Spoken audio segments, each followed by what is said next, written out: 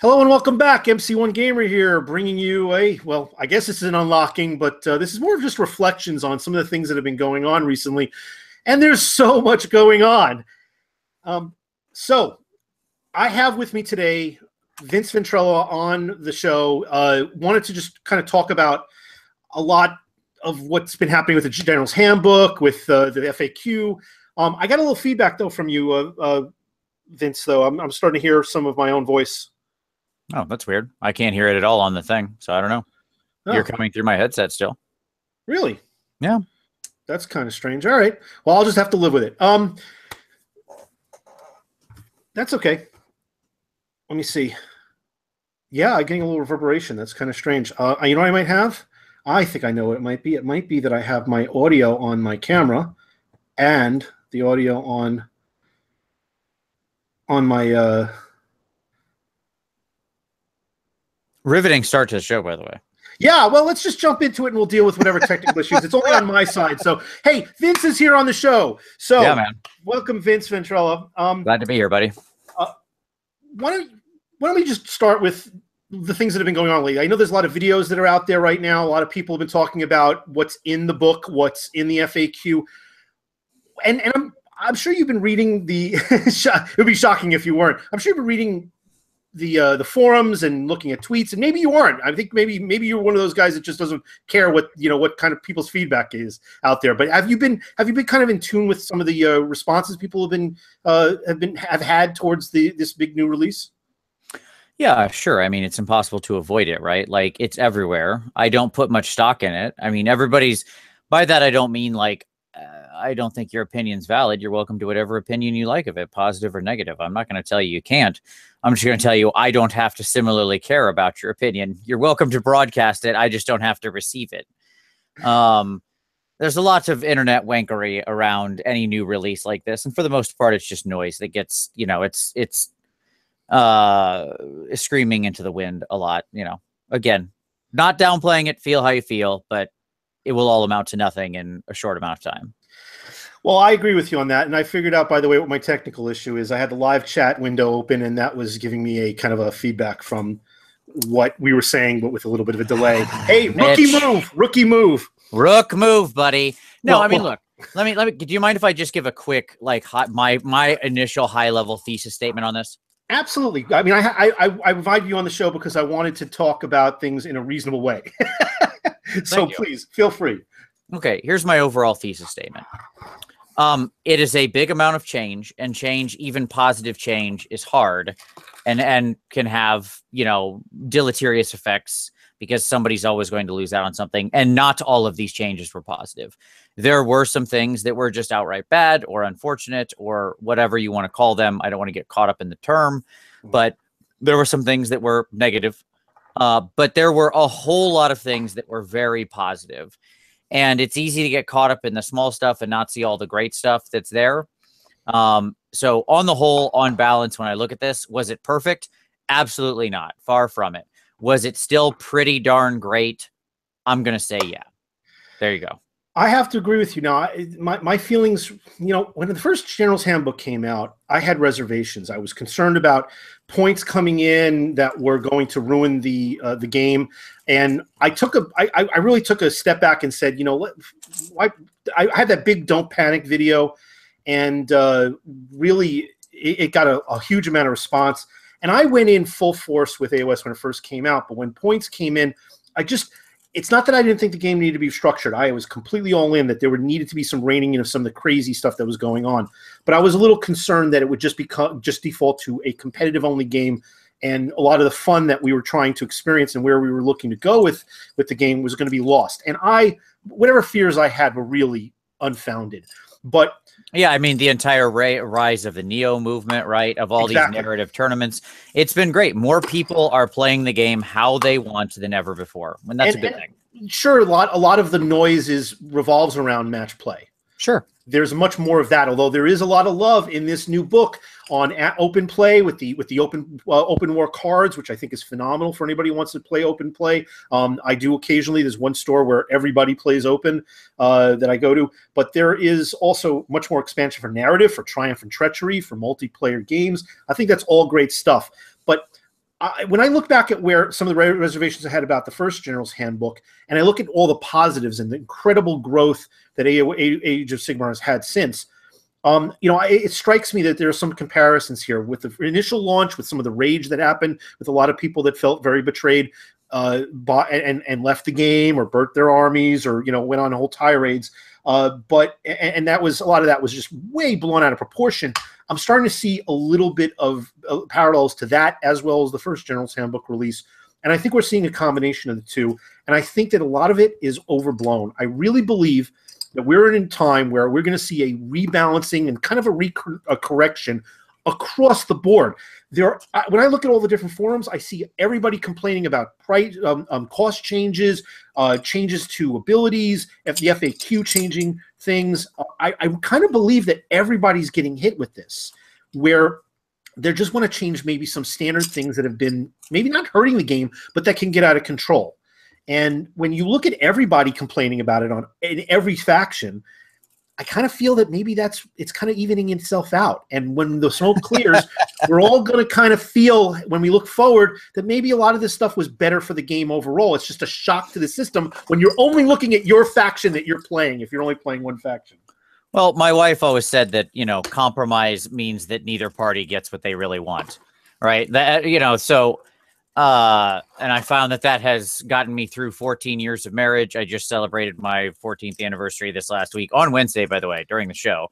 Like, that was my 14th anniversary. That's how nice my wife is, letting me still do Warhammer Weekly on the day of our anniversary. So there you go. What I would say is, I don't okay. I don't know how to say this nicely. Here's what I'll say. Why are you looking at all those forums? Like, if you look at the forums and it's a bunch of angry people, what do you think is going to be there? Do you think you're going to change their mind by discussing with them on a forum? Do you think you're going to present some kind of logical argument that they're going to be like, my goodness, I was totally against this, but then you came in here and typed a paragraph on the internet, person who I've never met, and you turned me right around. I am now a booster. Like, get out of here. You're wasting your life, okay? Just stop. Don't engage in the discussion. Your life will be much better. I do not understand the desire to argue on the internet. Life is very short. Your most precious resource is time. You will never get it back. Every second of your life you waste in such a place is one more second you are closer to the grave. And as you are standing and sitting, whatever, on your deathbed, watching the icy hand of death approach, are you going to think, if only I could have spent more time arguing on the internet? All right, I have to respond to a couple of questions a couple of comments that came up in the chat. Sure. John, if Vince and I fought Andy and Rem, Vince would probably bow out because he's a conscientious objector, and I would kick both their butts. I'm a lover, not a fighter. Oh, yeah, well, I'm both. There you go. Good for you, multitasker. But there was also a question about if the old General's Handbook is still relevant. I do think it is, for a couple of reasons. Certainly the points have been updated, and certain rules have been updated, and there's expansion on what you can do. There's still elements from the narrative game that's in there that you could use. There's still the scenarios that are very much applicable to even the updated version of Age of Sigmar that you can draw from. Instead of just the six new scenarios, why not have a pool of all 12, including whatever else you might want to come up with on your own? Oh yeah, I totally agree. The scenarios, by the way, outside of just hardcore match play, there's really good multiplayer scenarios in there, and I'm excited to add more to my rotation. I mean, as you know, the vast majority of my games are multiplayer games, so we're always hungry for new scenarios. So just adding more to have in the rotation is great. But by the way, I want to follow up on the conversation. I don't know where this came up and why the two of us would fight the two of them. It would never happen because I love those guys. It came up on the Andy and Rim Facebook page, where okay. That's funny. Andy posted a very funny little comic where a little bug told him that Warhammer Weekly was the #1 AOS show, and it's very funny. Andy it was a self-referential joke. Good on him. That's funny. That is funny. Yeah, I would love to have those guys on a show if we all got together. I don't think we've ever done it where we've all got together. They've been on my show. They've been on your show. I've been on theirs. But it'd be great to have them all on one forum. I agree. Maybe for my 300th show, we'll invite them on. So I mean, I don't want to talk only at 30,000 feet, but I don't want to get into the actual pages because I'm gonna do that tonight. Because you're doing that tonight. And if anybody doesn't know about it, there's a painted sode. I'm gonna miss a bunch of it, unfortunately, because I'm gonna probably watch. Isn't that fight gonna be over in like 5 minutes? No, not that we're gonna get into a whole fight conversation, but I really think that as much as I'd like McGregor to beat Mayweather, I think Mayweather's gonna run away from him for 5 or 6 rounds. McGregor's gonna get tired and gonna get outpointed, and that'll be the end of it. But okay, hey, I'm watching it on the off chance that McGregor shocks the world and beats one of the best fighters in boxing history at his own game. Post your opinions, or better yet, if you're watching this in the future, post how Mitch was wrong with his prediction yet again. Oh, I look forward to that. Not that it wouldn't be the first time. It won't be the last. I don't want to put my batting average up. That's for sure. Yeah. Okay. So yes, where would you like to get into detail, my friend? Because there's a lot to unpack here. There is, and I want to talk about some of the positives first. But then, I don't know. Well, you give me your opinion. I'd like to end on a positive. So maybe let's talk about some of the things that we have. Do you want to do the sandwich?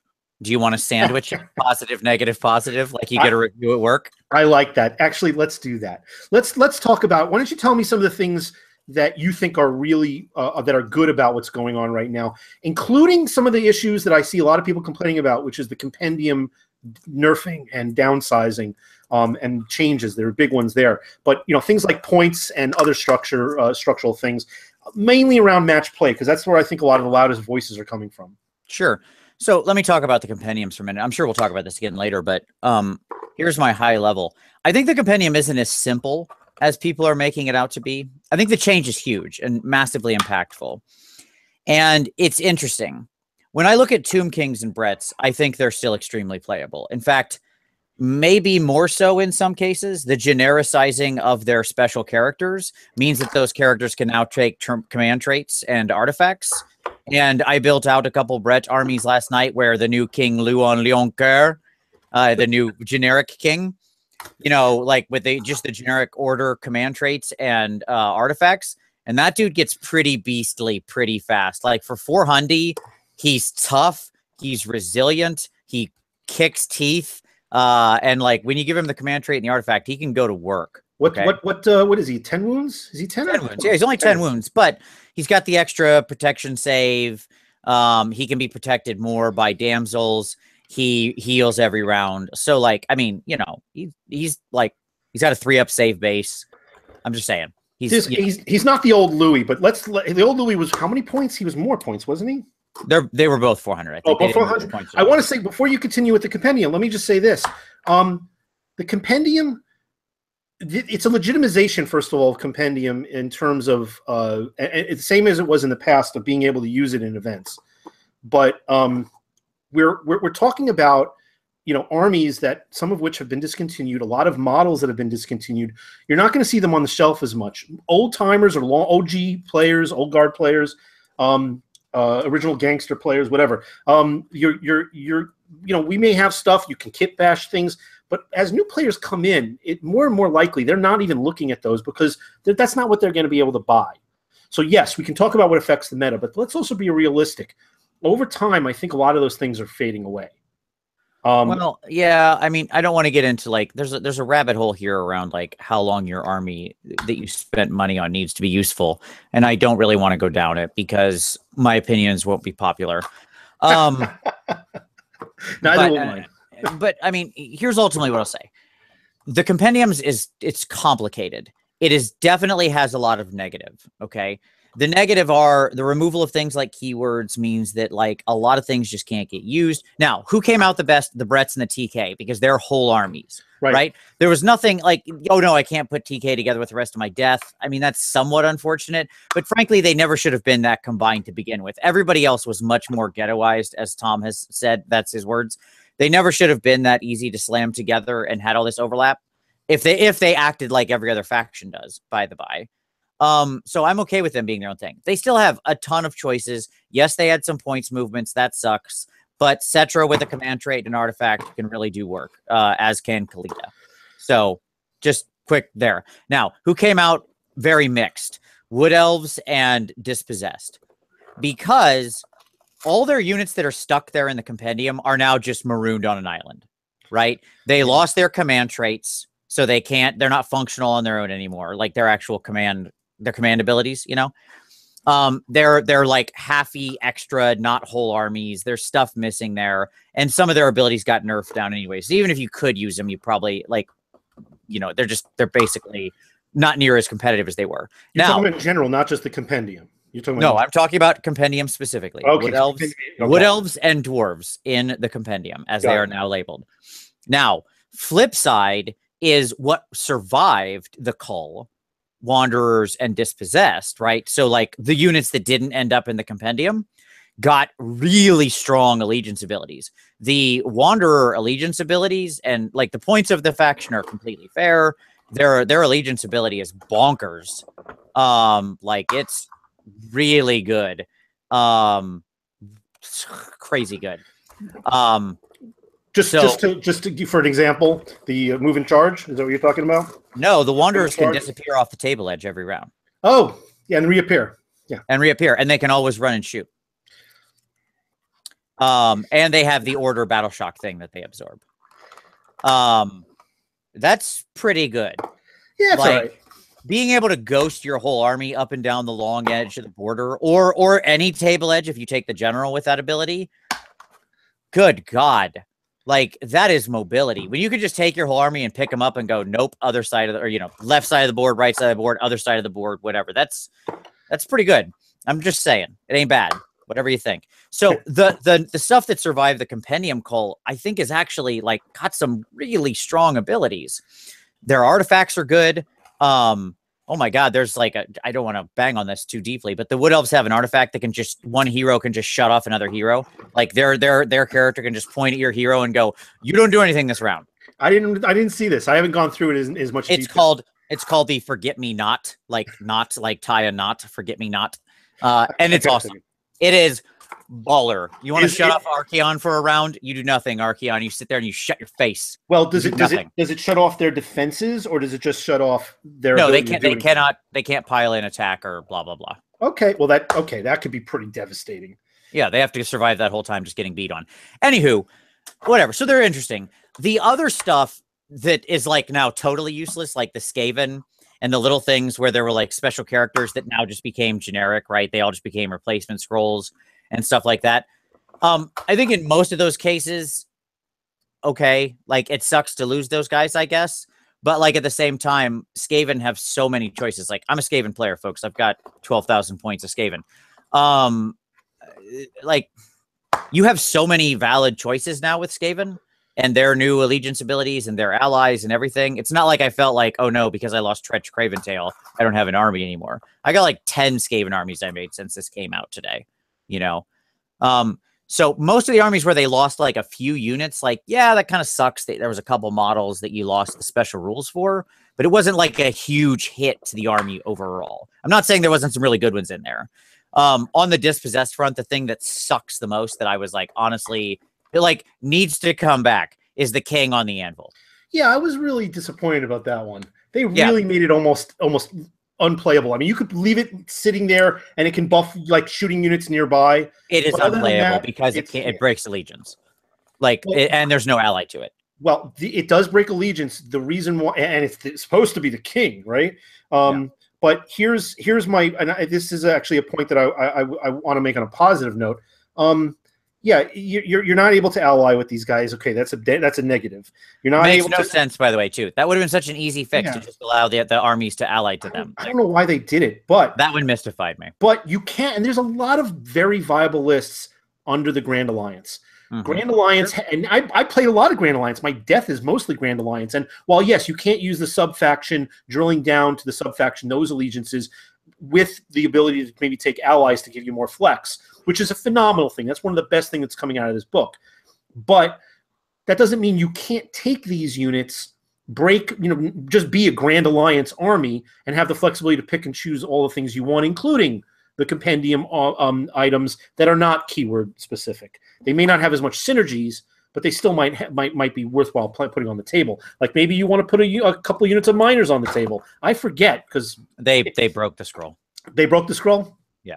So no miners can't do their tunneling anymore. I mean, they're not as good as they were. That's what I'll say. Oh, bummer. I don't want to get into that. I don't want to spend like this isn't miner talk. But no. I agree with you. We can. That's what the paint episode is for. Tune in later on Vince's channel for those details.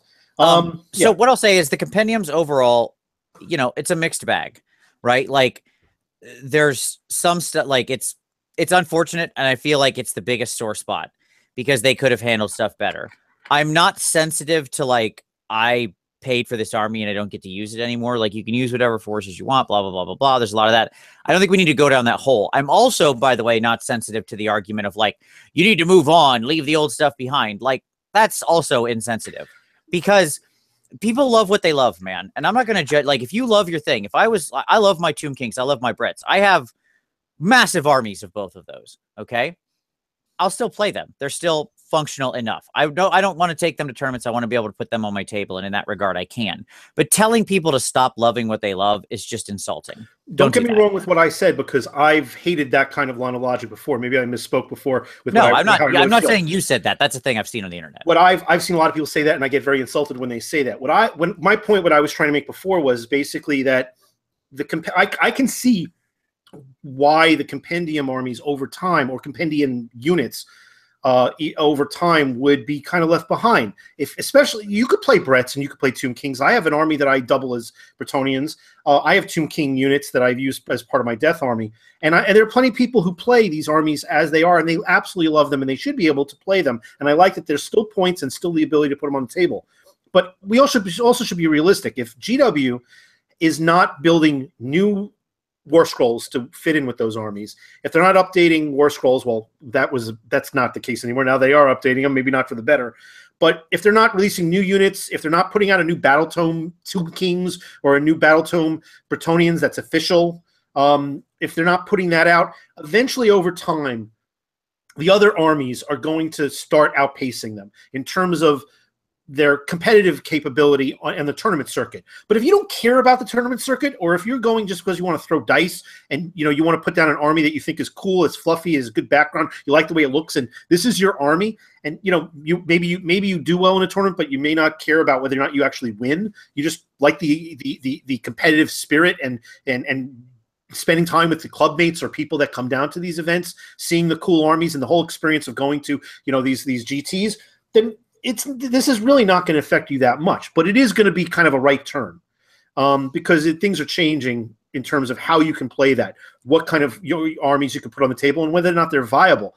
But I think that even if they kept the way it was before and they kept the keywords and whatnot, they didn't downgrade some of these scrolls and nerf them, I think over time a lot of these armies are going to be overshadowing them anyway.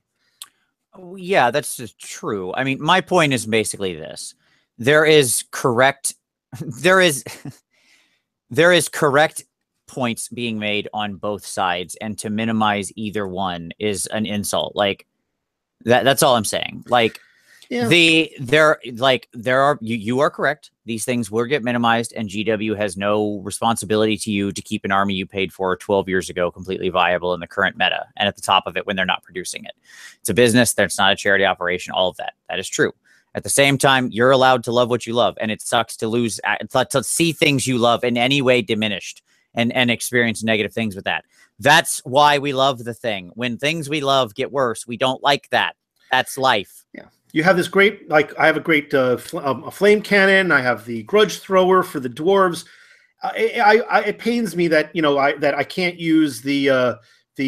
I don't mind the idea that they took away the stacking with the Rune Lord, and the Rune Lore, where you can do multiple rending on one unit. There are other ways you can make that up. That was crazy as it was. It bothers me that the king on the anvil is not usable. The Anvil Doom is not usable. It bothers me that that the ability to take some of the artillery pieces has to be an ally. But I can live with that. I can find a way around that. But a lot of the compendium stuff not being able to be played unless you kind of really jury rig it into a grand alliance, and whether or not it's even worth it, it's unfortunate. What's your viewpoint on why you think that these changes were made? Because there's so many different reasons why I'm trying to figure out why they did it this way. I just don't know. I just don't understand. I have no idea. and any guess we do probably misses part of the story. Here's what I'll say. I won't answer your question. I'll tell a story, Mitch. Okay. That's not unusual. Sure. Here's my story. I design products for a living. I've written many role-playing game books, and I design software in my professional career. Okay. I love what I do professionally and as a hobby. And I wake up every day loving my job, trying to do the best by the people that I create things for. Okay. That is my passion in life. And I'm lucky to be able to do something that is my passion in both personal and professional. Despite all of my best intentions, there have been times where things have gone wrong and I have let customers down, despite the fact that I woke up every day trying very hard to not ever do that, to only make things better. And usually what happens is I get yelled at by the people who I made the thing for, telling me that the solution should have been simple. But of course, if it was, I wouldn't have done it in the first place, right? In fact, there is a complex set of circumstances around everything. So I don't know what the story is to this. Maybe it is actually quite simple. Maybe there are simple fixes. There are things I certainly from the outside wish they would have done, like make the alliances still possible and stuff like that. But I don't know why the decisions they made, and it's not my place to put thoughts in their head or ascribe their intentions. And I feel like people who say they're doing this because of X or Y, maybe. They're spitballing. They're spitballing at best. But that's really, really hubris on your part to say that you know the intentions in another person's heart. And when people say that about us, we don't tend to like it very much. You can guess, you can try to theorize, but you're right. We're never going to get it certainly fully what was really going on behind those closed doors. I will say this, that I look at it as I see a lot of people that are upset, and I could see it just in the boxes and in the storage boxes that I have and the things that I've purchased that are not even open yet. And I certainly haven't gotten hit as much as I've heard others that have purchased things, built things, and painted them up, and then suddenly they're not legal anymore, or items that they've been playing with for some time that just don't work. There's no synergies. They're not even worthwhile putting on the table, and that's upsetting, and that's unfortunate. I would like to try to steer away from that and go towards the positive, because I think we have a lot of positive. I really think that the things that are really good about what's going on with the General's Handbook are just fantastic. And we're not even talking about the other parts of the book, like beyond just match play right here. We're just talking about the competitive scene where most people in the stores, in my opinion, from what I've seen, they're building it based on these official rules, the legal official rules. Do they have their own, in some cases, local comp? Absolutely. People in their own basement groups have their own local comp too. Whether they say, oh, no unique characters, or we don't like to be able to shoot if you're in close combat, like in Warhammer Fantasy 8th edition and earlier editions. They may want to bring back some of those old rules, or whatever else they come up with that is what they want. But when it comes down to what this book is actually doing, I see a lot of I don't know if it's recorrection, but a lot of evolution of the game that I think is actually healthy for the game. Oh yeah, sure. Yeah. So, and I'm sure that in the paint episode tonight, we're going to go over. We're going to deep dive on everything. Oh yeah. So let's talk about it from a high level point of view. What do you see as some of the points that are really good and healthy for the game that is being introduced, and that we're going to talk about in greater detail tonight? Yeah, sure. High level, a lot of the points changes were really, I felt, spot on. Hitting a lot of the notes I wanted. Not everyone, I thought, but for the most part, there were a lot of things I was really excited about. Even minor changes, the way things worked with the new allies. I'll give you an easy example: Gorgons, baby. At 200 means I can double Gorgon in my allies list. There you go. Like, that's a small change. It was like 20 points, but it made me so happy because I own multiple Gorgons and I wanted to use both of them in with my Beastmen, and now I can. Like, that's a cool thing. So I think the balance was actually pretty spot on. Reading over most of the allegiance abilities, I thought they were all very flavorful, fluffy, and very top-down designed, which I love. They all made sense. You know what I mean? Like, when I read the Empire, or the Free People's ones, and it was the old Empire detachment rule, I was like, yeah, that's cool. As Paul Conti pointed out, it's a little more open and flexible than maybe the original one was, but that's pretty exciting. Well, that'll be an FAQ somewhere down the line, I'm sure. Hey, whatever. For now, that's what it does. Oh, take advantage of it if you have them. Yeah, you can start firing off guns anywhere. Woo! But like dude, when I read through that Slaanesh one, let me tell you what. Oh, buddy. Did you get all warm and moist? A little bit. The word moist I'm uncomfortable with that word, but yes, absolutely. Like I've been slowly building up my mortals of Slaanesh to go with my demons, and immediately I read that and I was like, boom, army writes itself, done. I was so excited about the way that they did the Slaanesh allegiance. In fact, almost every allegiance I read, I really, really loved and found it compelling. So I thought they did a great job of doing them. You know, I actually was inspired with this to start a new army, a very different army than anything I've done before. So, you know, I've got some stuff coming. I won't say what that is yet, but I am starting another new force. So there we go. I mean, and I don't think there's no higher praise I can give than money where my mouth is, where like it made me go buy a new army. Right. So I'm sure we're not going to hear about it today. So we'll have to wait until we see your nearly finished product. I mean, until I get some unit on the table, sure. All right. Yes. Well, if anybody who doesn't know, Vince is an absolute amazing painter. I've learned a ton from his videos. You should go definitely check out his channel. And I'll put the link down certainly in the notes after this loads up. But you know, I look at things like not just the ally rules, but I look at the ally rules and what it means towards the meta. I mean, historically, when you look at Warhammer, you have a definitive book that is one army. It was just Empire. It was just a particular Chaos army.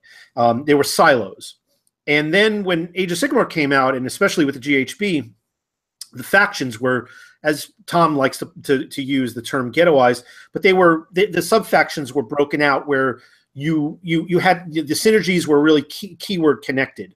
Abilities had to either drill down from order, or they had to specifically target a specific keyword.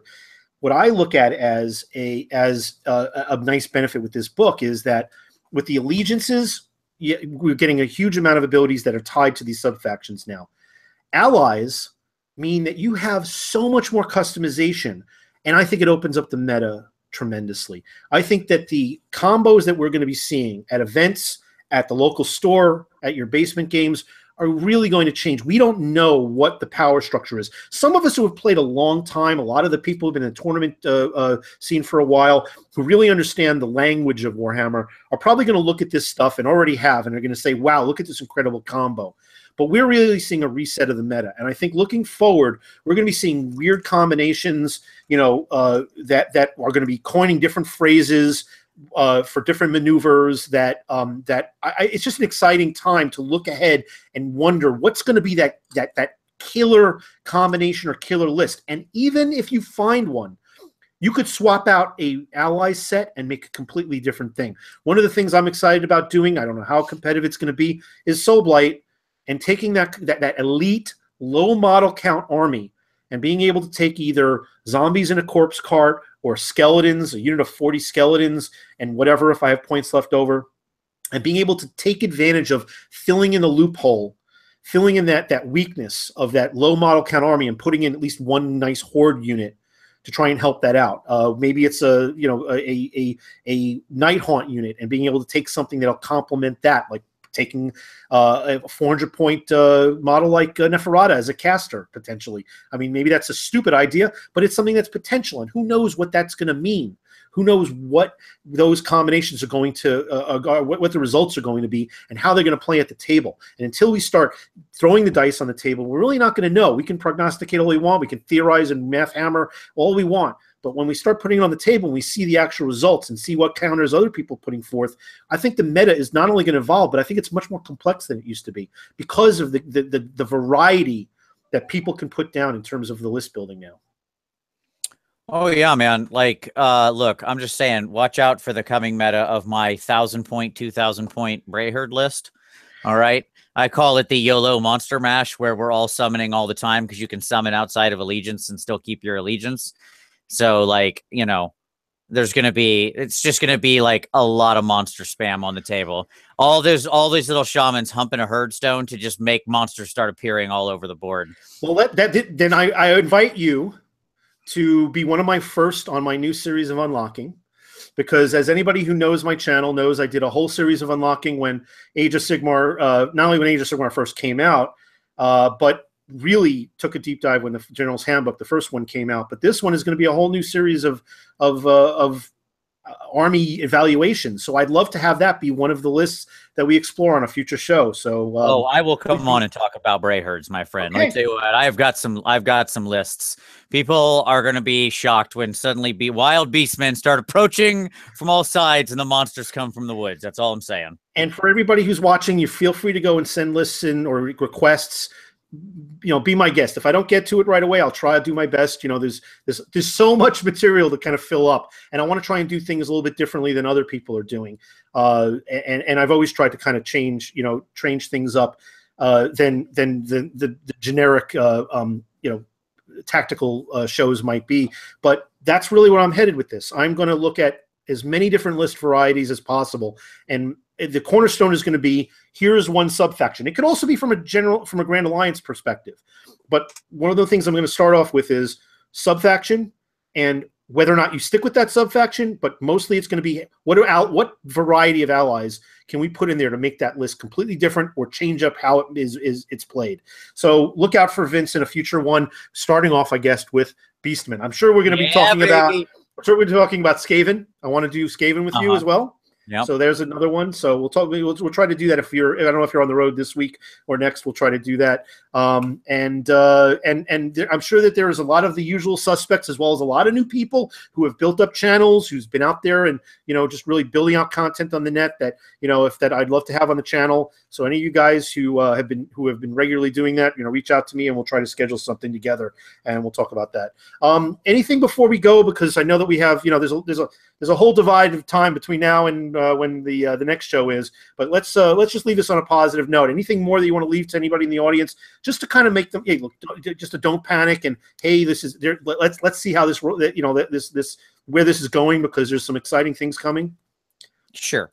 One, somebody asked a question about why no elf stuff. Well, there is Wanderers and Darkling Covens. Why? But I assume you meant High Elves, because we suspect there's a High Elf release coming soon, as well as a Cthulhu Elf coming soon. So, like, there's probably a couple elf releases here in the not too super distant future, and none of the things that were coming soon got their allegiances in the book, i.e., C. Nurgle. Okay, so that's why that's not there. Now, final thoughts. Yeah, find the good stuff, man. Find something that you like, because there is a lot of fun stuff here. It's easy to get caught up in the negative. It doesn't mean, and I'm not saying you're not allowed to be negative. I'm not saying you're not allowed to have reservations about stuff. You are. I'm just saying don't let that be the only thing, and let it block off to all the positive stuff you can find here and the fun you can have and everything that this hobby provides. Changes come and go. I have been playing this game for 20 years. Okay? I assure you, what is good now will be bad tomorrow, and good the day after that, and so on and so forth. And the wheel will turn. So until Daenerys Stormborn shows up and breaks the wheel, this is what it is, okay? Stormborn? Chaos is a ladder, all right? Use it. Climb it. That's what I'll say, all right? All right. Great words to leave by. Thanks a lot for joining me, Vince. I will try to be on the show. Look, if it's an early night and Mayweather or Connor get knocked out, I may be on earlier than later. So we'll see. Save the juicy stuff for me when I come, though. We'll be going late tonight, 10 p.m. Eastern on my channel. That's when it will be, 10 p.m. Eastern, Saturday. What's today? The 26th. There you go. Okay, so check that out, and hey, we'll be with a lot of content coming, guys. So tune in and look. If there's things you're looking for, you're interested in, yeah, shoot me a message. Make a post, and we'll see if we can add it to the list. Thanks again, Vince. Have a great day, everybody.